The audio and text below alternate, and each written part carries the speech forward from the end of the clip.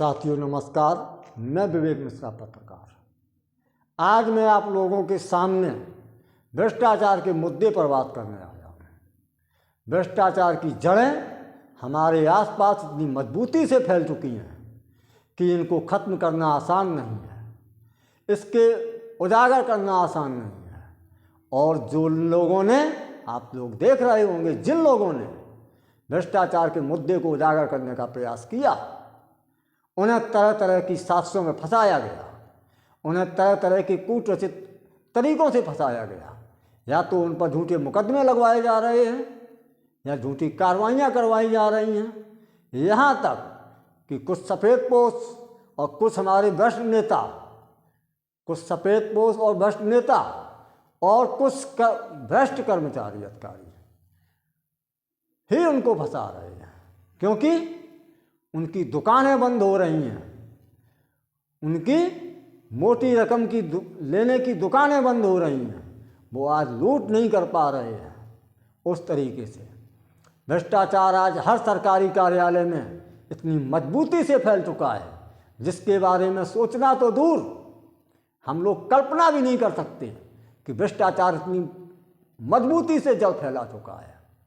और आज जो लोग भी भ्रष्टाचार को उजागर करने का प्रयास करते हैं, उन पर तरह तरह की कार्रवाइयाँ की जा रही हैं।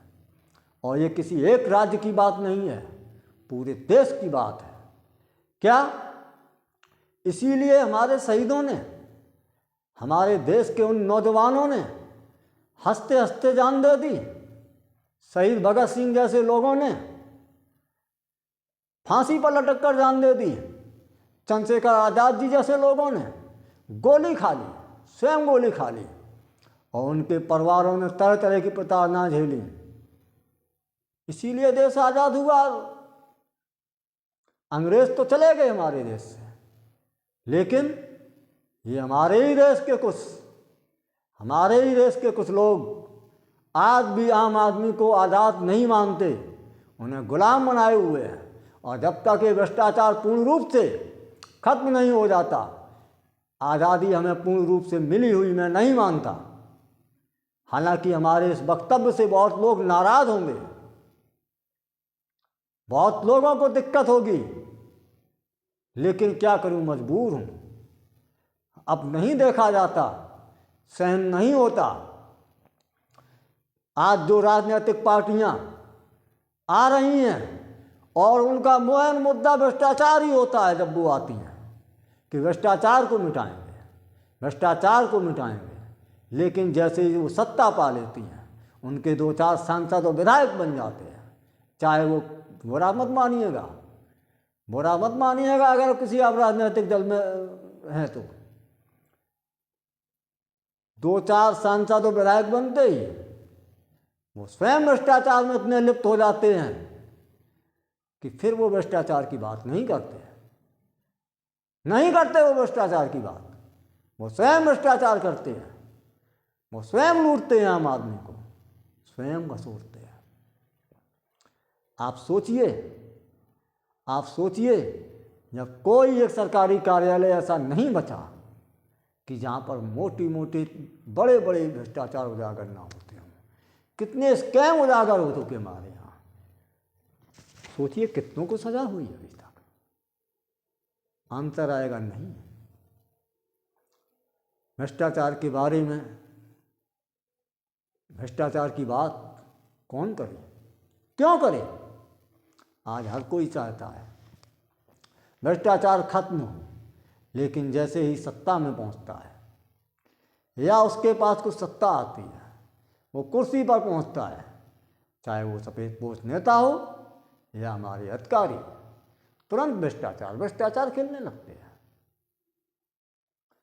आम आदमी क्या करे?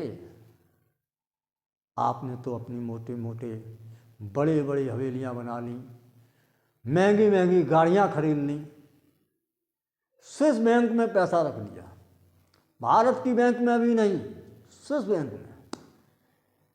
काले धन की बात करने वाली सरकारें, काले धन पर बात करने वाली राजनीतिक पार्टियां, सिर्फ चुनाव के वक्त में काला धन याद आता है। वो भी खुद कितना लिया ये नहीं बताते हैं, खुद की पार्टियों के नेताओं पर कितना पैसा ये नहीं बताएंगे। काला धन, काला धन कब गोरा हो गया पता भी नहीं चलता, आम आदमी तो जानता ही नहीं है। आज 2-4-5 साल से तो स्थिति ये है कि आप किसी भी न्यूज़ चैनल पर, किसी भी अखबार में आप काले धन की बात ही नहीं सुनेंगे, चर्चा ही नहीं सुनेंगे। चर्चा नहीं होती काले धन पर। क्यों नहीं होती? क्योंकि ये सब बहुत बड़ा नेटवर्क है, चाहे वो सत्ता पक्ष के लोग हों चाहे विपक्ष के लोग हैं, सब एक दूसरे से मिले हुए हैं। किसी भी राज्य में किसी की भी सरकार हो, वहाँ पर ही सत्ता पक्ष और विपक्ष दोनों एक दूसरे से मिले हैं। जो भी लड़ाइयाँ हैं इनकी ऊपरी लड़ाइयाँ हैं, लेकिन भ्रष्टाचार आखिर तो खत्म होगा, किसी को तो आगे बढ़ना पड़ेगा। इसीलिए साथियों मैंने विचार किया है कि मैं जल्द ही इसी जनवरी के माह में एक न्यूज़ पोर्टल ऐप चालू करूँगा। उसमें उस न्यूज़ पोर्टल के माध्यम से भ्रष्टाचार को उजागर करने का प्रयास करूँगा। और मैं आप लोगों से राय चाहता हूँ कमेंट के माध्यम से। आप लोग कमेंट करके बताएं कि मैं इस न्यूज़ पोर्टल को चालू करूं या ना करूं। साथ ही मैं आपसे एक निवेदन और करता हूं कि आप एक न्यूज़ पोर्टल का नाम भी बताएं जो आप लोगों को अच्छा लगे।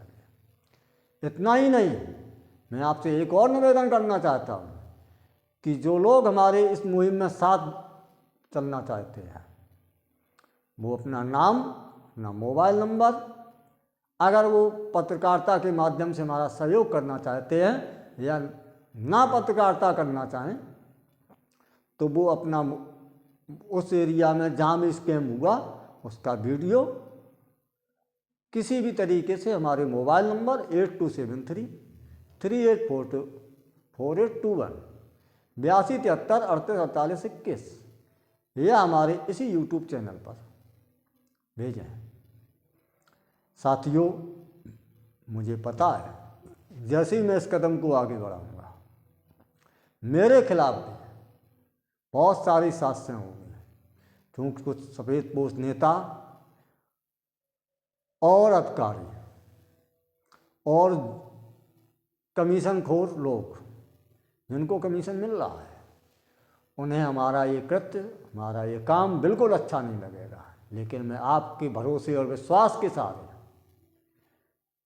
मैं आपसे वादा करता हूं कि मैं आपके भरोसे और विश्वास के सहारे इस मुहिम को आगे बढ़ाऊंगा, जन जन की आवाज़ उठाऊंगा, चाहे वो किसान हो, बेरोजगार हो, महिला हो, पुरुष हो या अगड़ा हो, पिछड़ा हो, किसी भी भेदभाव के बिना, गरीब है, अमीर है, मुझे फर्क नहीं पड़ता।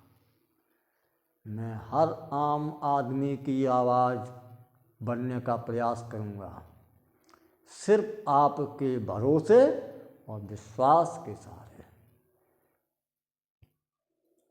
जय हिंद, जय भारत।